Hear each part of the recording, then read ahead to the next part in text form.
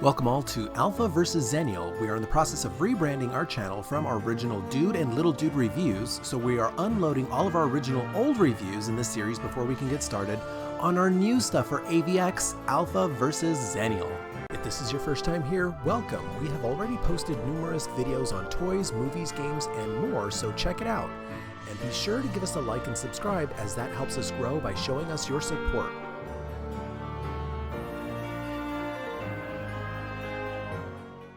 Before there was Mighty Max, there was Polly Pocket, which was originally sold by British toy company Bluebird Toys in 1989, before they were officially acquired by Mattel in 1998. Mighty Max followed suit after Polly Pocket to appeal to the younger male demographic in 1992. In 1993, the TV cartoon series was in full swing, with 40 episodes packed with adventures of Max, the red cap-wearing kid traveling with his companions that he met along the way. Virgil, the wise owl who's his mentor, and the sword-wielding warrior Norman as they battle the forces of Skullmaster and his cast of monsters. The majority of the US released commercials for this toy line are labeled by Mattel as the distributor. However, because this brand originally started in the UK, the packaging label may differ due to the round of mergers, acquisitions, partnerships, namely between Mattel, Bluebird Toys, and Ideal Toys. Needless to say, the appeal comes from the fact that you could basically fit a monstrous adventure in your pocket and take it with you wherever you went. The outside aesthetics generally came in the form of a face of a monster, which you would open up to reveal a miniature diorama of sorts that tantalized any young person's mind and sparked imagination. Generally, each set had Max sometimes holding or carrying something related to the theme of the miniature playset.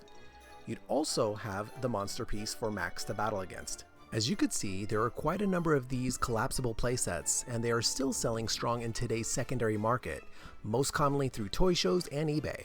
In today's video, I have packaged Ideal Mighty Max toys as well as Bluebird labeled McDonald's Mighty Max exclusives, which I'll be revealing during this video, so let's go ahead and check those out. So first up, let's check out the packaging from Ideal Toys' Mighty Max's Droid Invader. The artwork is finely detailed and really pops in deliberate bright contrasting colors in comic book style format.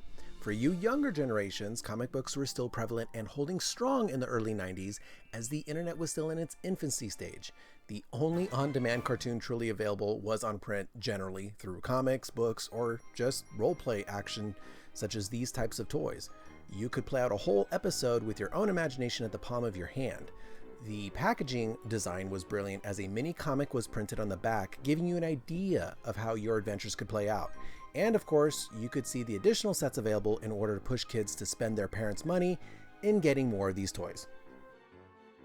The design of these were phenomenal, as you could essentially just play with the monster head itself.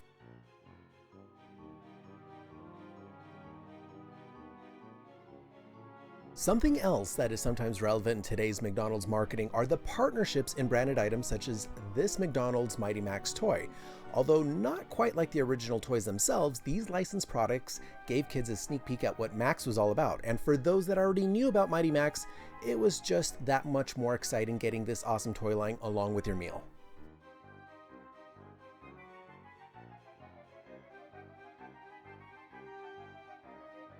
I already have one of these monster heads opened, Sea Squirm, that came from the original 1992 Bluebird Toy / Ideal toy line.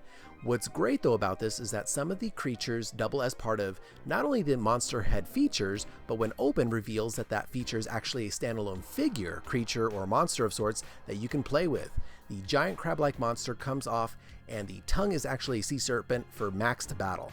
Even though the pieces are not articulate, they do have toyetic play features such as being able to fit Max perfectly on the back of the monstrous sea crab, and he can definitely stay there firm in place. This will help him absolutely beat that sea monster.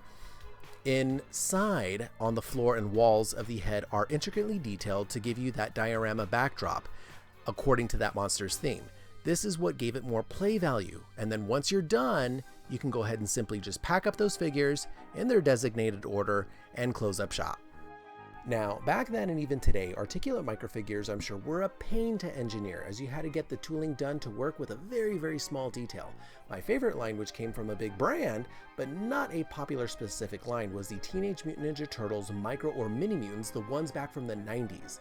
Even though Mighty Max generally focused on pocket-sized play sets, and he was even smaller than other microfigures and not articulate, he was still in different action poses in a way that was a little bit more dynamic and can have fun with the theme adventure that he was in.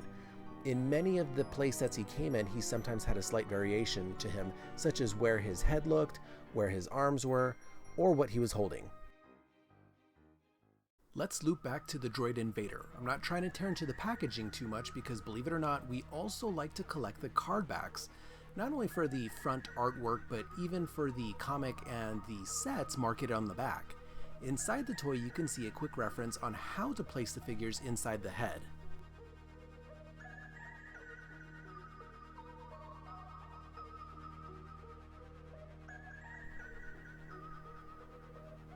Here we've got a hollowed out alien figure robot along with a very limited articulated cyborg baddie. Oh, that only flexes at the legs.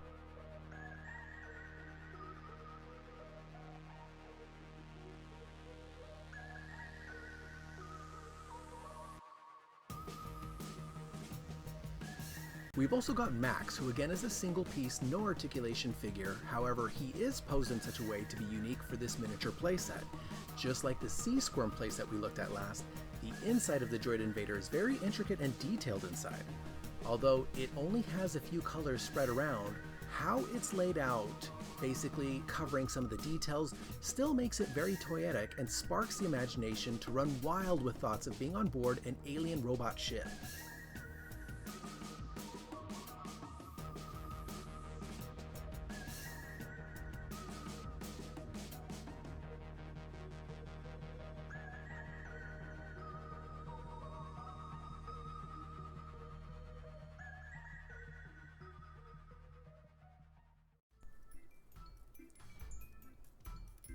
As we near the end, I wanted to show off the promotional released items. This one from McDonald's 1995 Totally Toy Holiday Happy Meal toys. This one was number 4 of 8. The 8 toys including Barbie, Polly Pocket, Cabbage Patch Kids, and more. I got this in the 1993 Abominable Snowman one for literally just a few dollars each. Brand new still in its original packaging. Unlike the true original Mighty Max brand ones, these just have the look and feel of Mighty Max, but they are more decorative and have limited toyetic qualities. You can't, by original design, take Max out or the monsters as they kind of roam the diorama sets in the other ones. This one is pretty much fixed in place.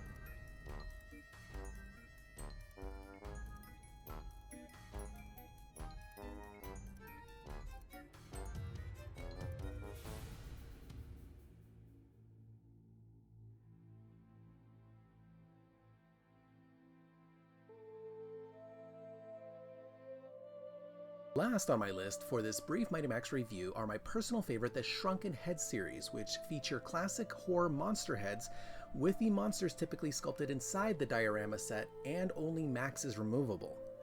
Again, true to form, the packaging shows you the entire series to collect and Max is uniquely sculpted for each of the monsters' theme.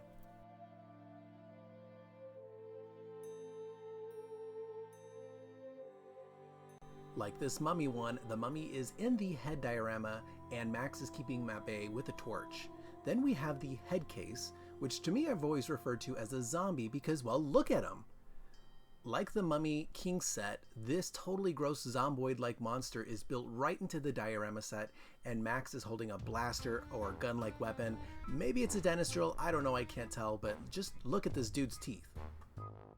Even for such a small amount of space, the detail is phenomenal, and even though individually these are really small and limited on play features, collecting a bunch of these, which is exactly the point, only expands the Mighty Max universe so you can hop from adventure to adventure and mix your Max with your other playsets so you can battle the other baddies. The one thing really missing in today's toys is the amount of detail a brand can pack into a small piece. Not speaking for all toys, of course, but it is noticeable that companies are quick to blast out product with minimal toyetic qualities, such as more detail in a sculpt, or a larger, better paint scheme, accessories that add value. Simple in nature and features, Mighty Max proves that you can do so much more with your imagination if the toy is made just right.